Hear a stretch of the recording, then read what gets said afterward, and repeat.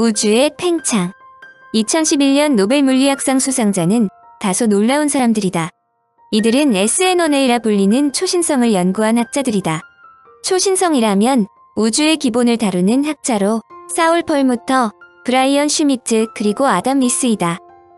이들의 공적은 한마디로 우주의 가속 팽창이 사실이라는 것을 밝힌 것으로, 이들의 수상을 세계 학자들이 놀랍게 받아들인 것은 그동안 우주론 연구로 노벨 물리학상을 받은 경우는 매우 희귀하기 때문이다. 첫째는 1978년 우주 배경 복사로 아노 펜지어스와 로저 윌슨이 수상했고, 둘째는 2006년 우주 배경 복사의 흑체 복사 스펙트럼과 약한 비등방을 발견한 업적으로 존 매더와 조지 스무트가 수상했다. 이들이 수상한 우주 배경 복사의 등방성은 빅뱅 이론을 입증할 수 있는 증거로 제시된다. 1980년대 우주론자들은 이론 우주 모형의 마지막 난제였던 인과성과 균일성 사이의 비일관성을 인플레이션이라는 다소 놀라운 아이디어로 해결했다. 이 우주 모형에서 우주론자들은 우주의 팽창이 점점 감속될 것이라고 생각했다. 그러나 이번에 수상한 두 초신성 관측 연구는 전혀 반대의 일이 벌어지고 있음을 보여주었다. 초신성은 마지막 단계에서 짧은 시간에 거대한 에너지를 내뿜으며 폭발하는 별이다. SN1A 유형의 초신성은 백색 외성이 근접한 적색 거성의 물질을 빨아들여 생긴다. 물질을 흡수하던 백색 외성의 질량이 태양의 1.4배에 이르는 순간 폭발이 일어났는데, 초신성이 내뿜는 빛의 밝기는 폭발 당시 질량에 비례하므로 SN1A 유형의 초신성들은 밝기가 거의 같다. 밝기가 똑같은 빛이 우주 여기저기에 있다면 우리 눈에 보이는 빛의 밝기로 각 빛까지의 거리를 계산할 수 있다. 즉 밝기를 이미 알고 있는 초신성을 관측하면 그곳까지의 거리를 알 수 있다. 그래서 SN1A형의 초신성을 표준 촛불이라고도 부른다. 사울 펄무터는 1998년까지 40여 개의 SN1A 초신성을 관측했다. 이들은 1019km보다 멀리 떨어진 초신성들에 집중했다. 브라이언 슈미트과 아담 리스의 팀은 가까운 거리에서 먼 거리까지 비교적 고른 50여 개의 초신성을 관측했다. 2000년 미국 캘리포니아 공대의 션 캐롤 박사는 우주상수의 문제점에 대해 지적했다. 1998년 발견된 우주의 가속 팽창을 진공에너지의 크기로 환산하면 대략 10의 마이너스 47승 GV4이다. 한편 양자역학과 같은 이론으로 진공에너지를 계산하면 그 크기는 1074GeV4다. 관측과 이론 사이의 간극이 무려 약 1120배나 차이가 난다. 진공에너지가 커지면 관측 가능한 우주의 크기는 작아진다. 1940년대 오스트리아의 이론 물리학자 볼프강 파울리는 이론적인 양만큼 진공에너지가 있다면 우리가 보는 우주의 크기는 지구와 달 사이의 거리보다도 작아야 한다고 지적했다. 이런 문제를 해결하기 위해 우주론자들이 도입한 것이 암흑에너지이다. 우주의 가속 팽창이 껄끄러운 것은 우리가 알고 있는 과학으로는 설명할 길이 없기 때문이다. 우주 팽창이 분명하다면 이에 충분한 이유가 있어야 하므로, 첫째로 제시된 것이 우주상수 또는 미지의 암흑에너지를 도입하는 것이다. 두 번째는 미지의 물질을 도입하는 대신 아인슈타인의 중력을 거시적 공간에서 수정하는 것이다. 세 번째 방법은 우주 표준 모형이 기반하고 있는 원리 중에서 우주의 균일성을 부정하는 것이다. 세 가지 해석 중에서 암흑에너지를 도입하여 우주의 가속 팽창을 설명하는 것이 비교적 무난하다. 흔히 우주가속 팽창의 발견을 암흑에너지의 발견이라고도 하는 이유다. 이런 가설에 기반한 불완전한 이론을 검증할 수 있는 유일한 방법은 엄밀한 관측이다. 학자들은 2006년 우주가속 팽창의 원인을 규명하기 위한 당면 과제를 도출했다. 첫 번째는 초신성 이외의 다른 방법으로도 우주의 가속 팽창을 관측할 수 있어야 한다는 것이다. 두 번째는 최소한 두 가지 이상의 다른 관측 방법을 사용해 정확도를 높여야 하며, 마지막으로 우리가 모르는 새로운 물질을 도입해야 하는지 아니면 아인슈타인의 중력을 거시적으로 수정해야 하는지 결정해야 한다는 것이다. 초신성에 대한 연구로 천문학자들은 많은 것은 알려주고 있다. 우선 우주가 멈춰있는 것이 아니라 계속 가속 팽창 중인데, 그 속도는 초기 우주 팽창 관측을 통해 67.8km/초 될 것으로 예측되어 왔지만 실제로는 이보다 9% 빠른 74km/s이라는 것이다. 이는 허블 상수를 교정해야 한다는 뜻으로 은하가 지구에서 330만 광년 멀어질 때마다 초당 74km씩 더 빠르게 팽창하고 있다는 의미다. 이런 결과는 바로 2011년 노벨 물리학상을 받은 애덤 리스 박사가 허블 우주망원경을 이용한 것이다. 허블 상수는 그동안 정확성이 담보되지 않았다고 계속 지적되었지만 이번 발표는 오류의 가능성을 적어도 3000분의 1에서 10만 분의 1로 줄였다고 장담한다. 즉 리스 박사는 그동안 허블 상수의 오류가 2001년 10%에 달했으나 2009년 5%로 줄어들었으며 2019년에는 1.9%까지 좁혀졌다고 말했다. 결론은 우주가 정말로 빨리 팽창하고 있다는 것이다. 초신성의 노벨상 수상에 대해 많은 사람들이 의아해한 것은 초신성이 대체 무엇이길래 그토록 어렵다는 노벨상을 받을 수 있었느냐이다. 그동안 학자들은 우주에 존재하는 대부분의 물질은 눈에 보이지 않는 소위 어두운 물질로 이루어져 있다고 생각하지만 어디에 존재하는지는 아무도 정확하게 알 수 없었다. 그런데 현대의 과학기술을 감안하면 그들이 존재하는 것은 사실인데 현재까지의 측정 기술로는 우주에 보이는 우주는 전체 질량의 4에서 5% 정도에 불과하다는 것이다. 이 말은 보이지 않는 물질이 현재 우리가 생각하고 있는 물질과 전혀 다른 물질일 가능성이 높다는 뜻이다. 그런데 현대의 과학은 어두운 물질이 어디에 있든지 어두운 물질이 공간을 구부러뜨려 빛의 경로를 희게 한다면 그것을 관측하여 그 전체의 질량을 정확하게 추적할 수 있다.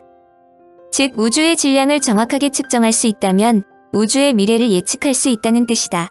우주가 팽창함에 따라 어두운 물질의 전체 양이 팽창에 결정적인 역할을 하기 때문이다. 그렇다면 인간의 궁극적인 의문, 즉 우주의 미래에 대한 세 가지 가능성으로 제시되는 우주가 영원히 팽창할지, 평형에 도달할지 아니면 그 자체로 다시 수축하는 빅크런치가 일어나는가이다. 초신성이 그 단초를 만들어줄지 모른다는 것이다.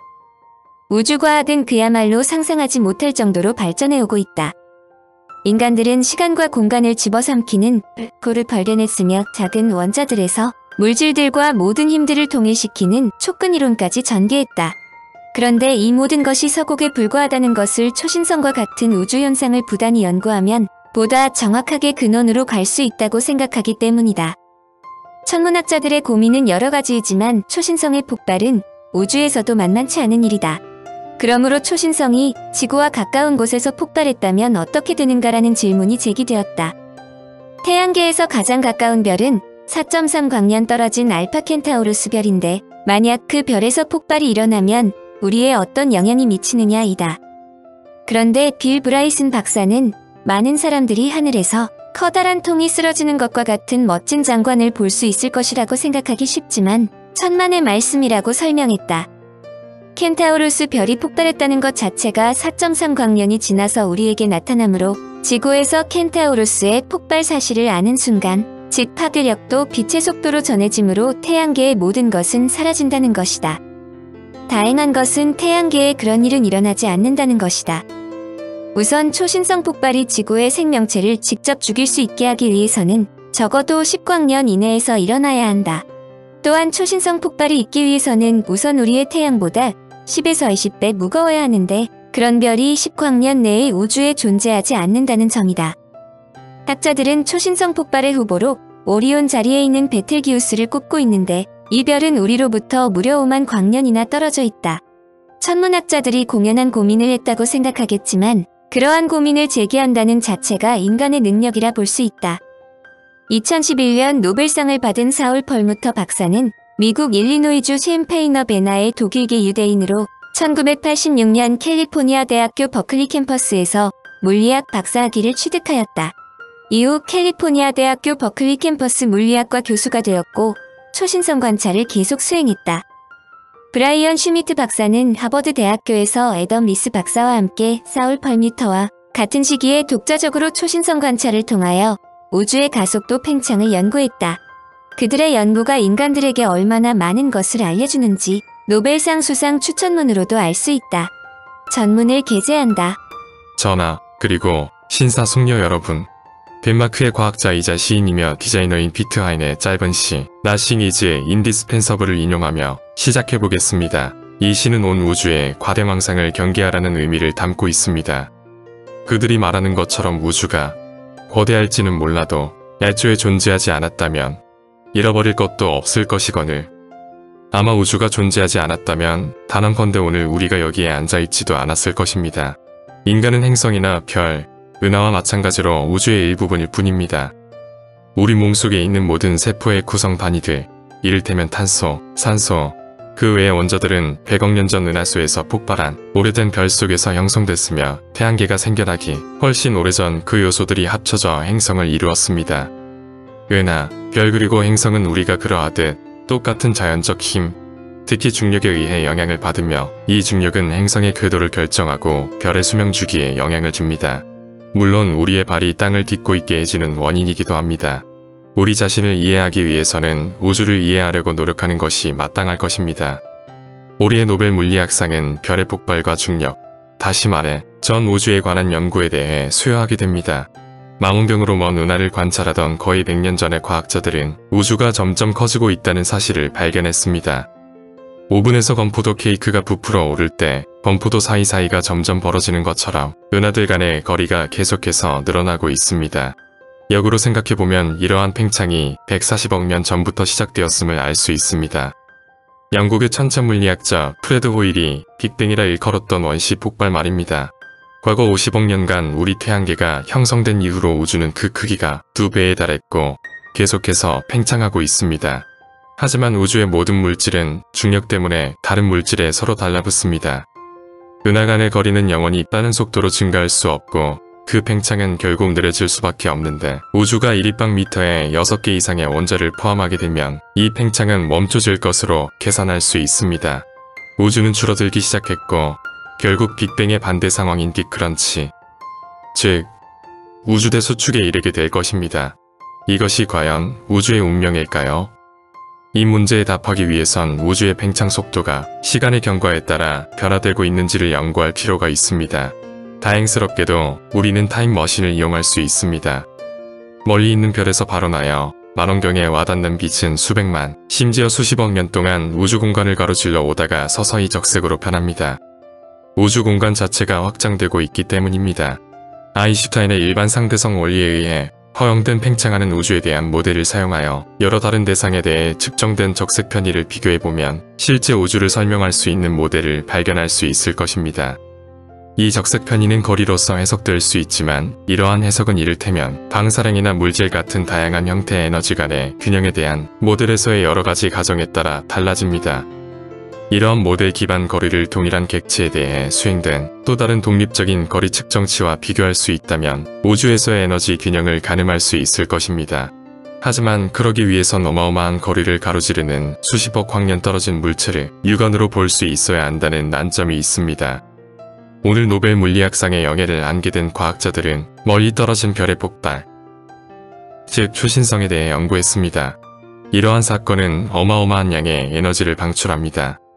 이 3주간에 걸쳐 하나의 초신성은 한 은하에 있는 수천억 개의 별들보다 더 많은 빛을 내보냅니다. 별들은 다양한 방법으로 산산조각이 나지만 몇몇 특별한 경우에는 항상 동일한 양의 빛을 방사한다고 합니다.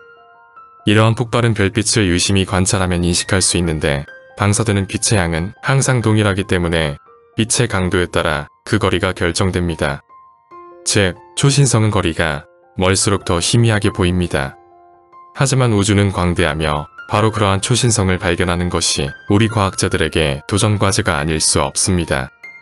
오늘의 수상자들과 그 연구팀은 디지털 기술과 새롭게 고안된 효율적인 방법을 사용하여 반복적으로 하늘의 조각조각을 관찰하고 수천 개의 이미지를 비교했습니다. 수십 개의 초신성이 발견되었고 세계 최대 망원경을 이용해 초신성의 유형과 밝기가 측정됐으며 적색 편의에 의해 그 거리가 가늠되었습니다. 우주의 팽창 속도가 점점 느려졌다면 초신성은 예상했던 것보다 훨씬 희미해 보였을 것입니다.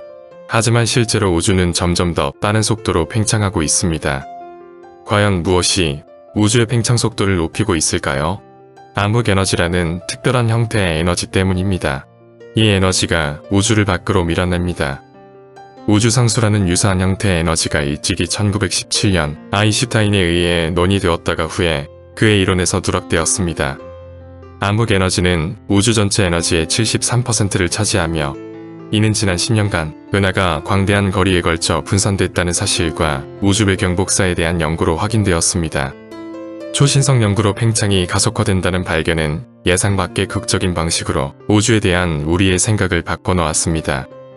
우리는 주로 우리가 알고 있는 평범한 요소로 구성된 우주에 살고 있다는 사실을 알게 되었습니다. 이제 전 세계 과학자들은 이 암흑 에너지를 철저히 파헤쳐 그 실체를 밝혀야 하는 과제를 떠안고 있습니다. 피트 하인의 모토를 잠깐 소개해 보겠습니다. 문제는 공략하여 해결하지 않으면 반격으로서 그 심각성을 입증할 것이다. 펄뮤터 교수님, 슈미트 교수님, 리스 교수님, 스웨덴 왕립과학원은 먼 초신성을 관찰하여 우주의 팽창이 가속화되고 있다는 사실을 발견해낸 공로를 인정하여 노벨 물리학상을 수여하기로 결정했습니다. 스웨덴 왕립과학원을 대표하여 깊은 존경과 찬사를 보냅니다. 이제 전하께 나아가 노벨상을 수상하시겠습니다.